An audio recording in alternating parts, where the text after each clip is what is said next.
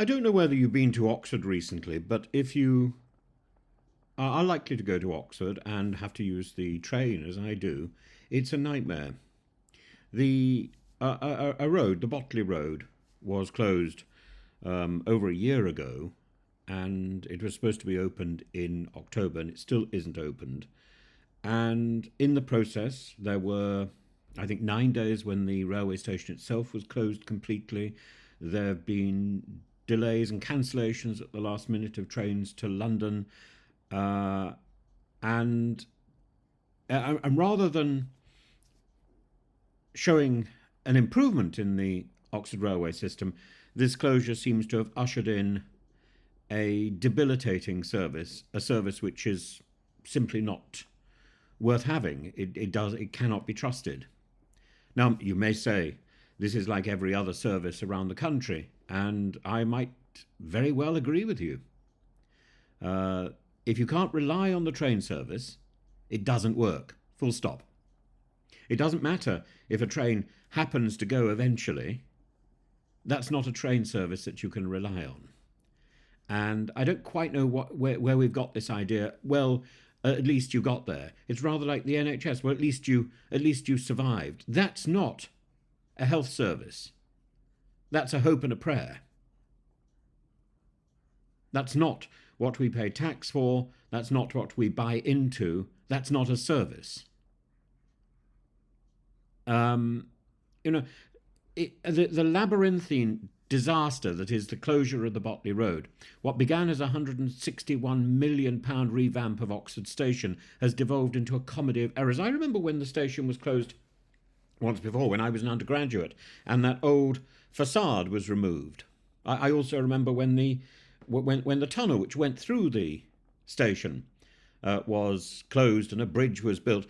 It didn't take as long as this.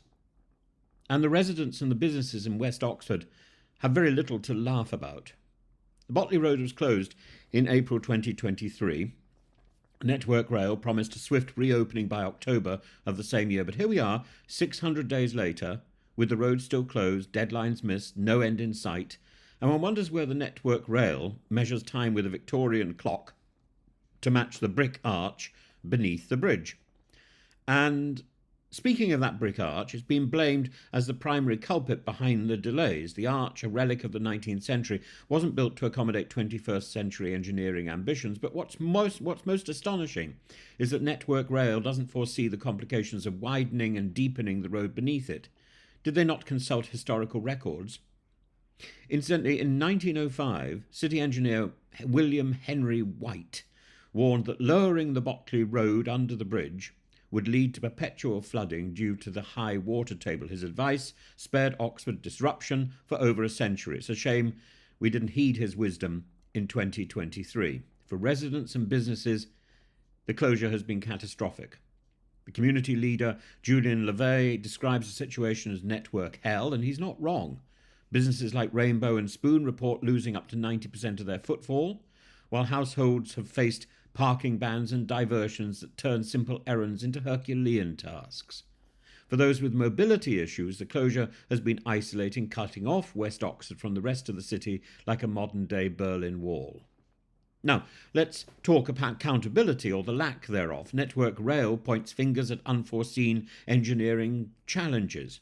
The County Council, meanwhile, insists it has nothing to do with the delays, despite the project aligning with their transport strategy. It's a masterclass in passing the buck.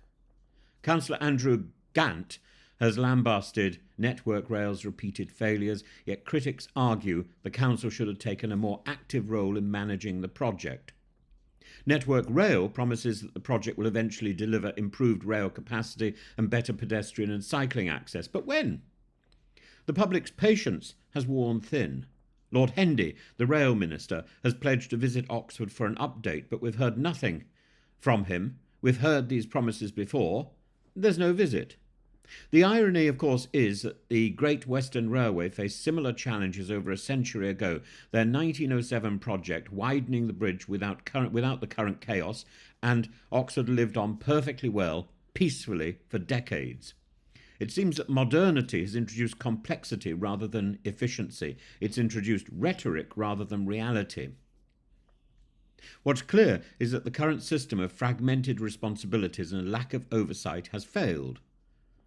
Whether it's Network Rail, the County Council, the Department of Transport, someone must step up, take ownership, deliver a clear, realistic timetable about when that road will open. The people of Oxford deserve better than these excuses and endless delays.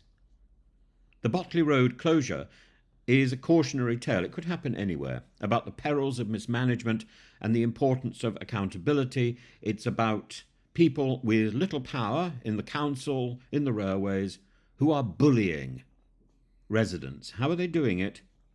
By not being accountable. It's the same nonsense that you see in the Home Office.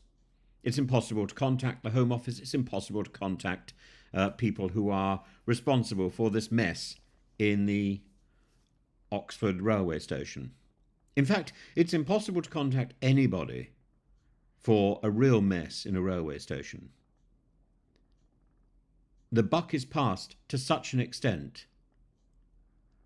that unless you are absolutely doggedly determined to complain, to cause a fuss, to try to find who is ultimately responsible, you give up. That is the plan, that people will just give up.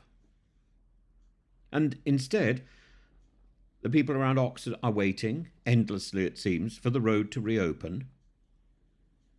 And the railway is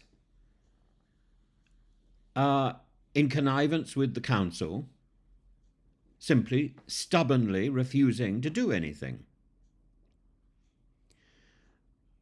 This doesn't augur well for any future infrastructure projects that are going to happen with the railway or with the council, does it? You know, so much energy has been put into HS2, and when will that be delivered? HS2 seems to become an